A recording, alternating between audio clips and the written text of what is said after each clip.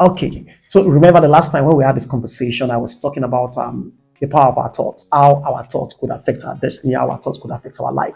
But today, I want to move a bit further. I want to move a bit deeper into this conversation. I want to move into this conversation very deep. Looking at Psalm 139, line 16, it's quite obvious that we see that every day of our life has been written in the Bible. Every day of our life has been written by God. God has ordered every day of our life.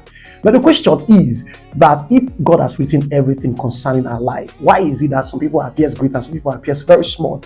But you must come to understand that in Jeremiah chapter 29 verse 11, God says this very well. He said, I know the thoughts, I know the plans I have towards you, plans of good, not of evil, to give you an expected end. So if God has actually given us plans of good, and this you can actually corroborate, because when the world was created, the Bible said everything was good and perfect. Not until then we see that there was kind of mishap in verse 2.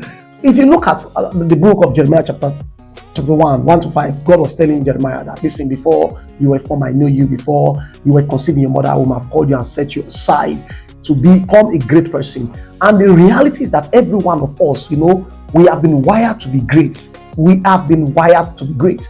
The way God wired us is that we ought to be great.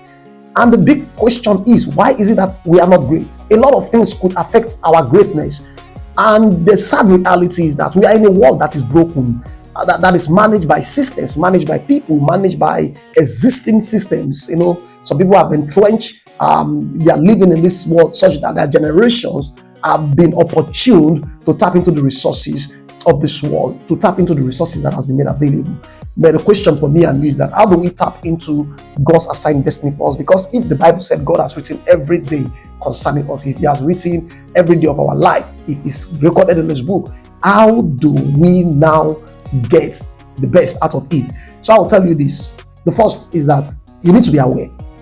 You need to be aware of what you are capable of doing. And the reality is that every one of us has been created to be great. Just understanding the cosmos and the universe will tell you that the universe is very wide. The space is very wide. There's a common saying that the sky is wide enough for every bird to fly. And that's the reality. The sky is wide enough for every one of us to soar beyond the shores of our limitation. But why is it that everybody is not soaring? And that we can answer by looking at the limitations that the system of the world has created. And really, these limitations are not meant to limit you. They are meant to challenge you, refine you, and bring out the best in you. So whenever we go through these challenges, it shouldn't be something that will break us. It should be something that should inspire us to do more. It should be something that should inspire us to go for more, to get more. And so the first thing is you need to be aware. The second thing is that you need to be positioning. If you are not positioned, I tell you, you lose out. There are a lot of good things that could have happened to you, but because you were wrongly positioned, the one that was positioned rightly was the one that walked into it. Remember, walk into it. It is God working in us both to will and to do of His good desire. But again, as God is working into you, working in you, you allow Him to walk with you completely. Now, there's this question that somebody may be asking, that you're telling me all this. What about somebody that is not a Christian and the person is doing great? Yeah, the person is doing great again, because I told you that there is a system existing.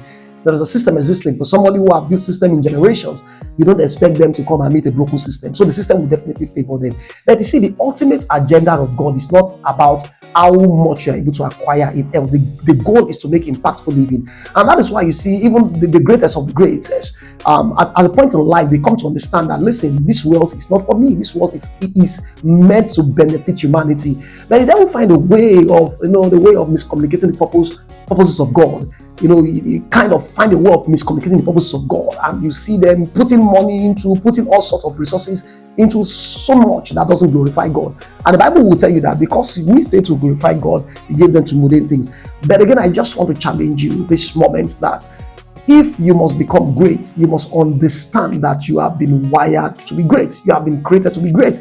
Just looking at the process of a childbirth, millions of sperm cells get into the ovary of the female and goes to the fallopian tube and gets to where the egg is to fertilize. It's just one, sometimes two. You have twins that get the egg fertilized. So you know that you are already destined for greatness.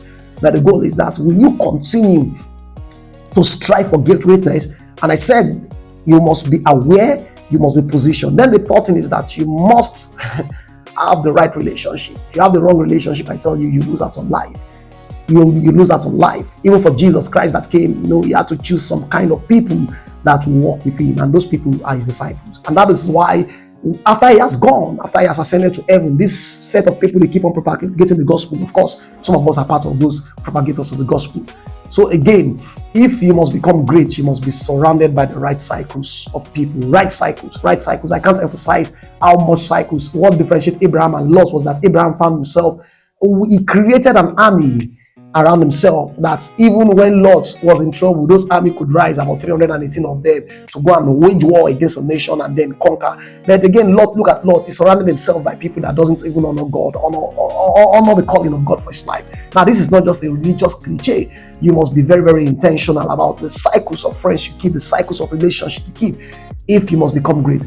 The goal is that God has written greatness for everybody. He has written greatness for everybody. Just like my Spuro we said. He said there is a great destiny for us, but God doesn't reveal the plans. The plans is how you get there. For Joseph, he had to go through prison, through betrayal. Those betrayal, those prison, those failures are meant to build character and refine the goal of God in you, so that by the time you get to that point, you have been refined. There is forgiveness in you. There is no envy. There is no bitterness. There is no ill feeling.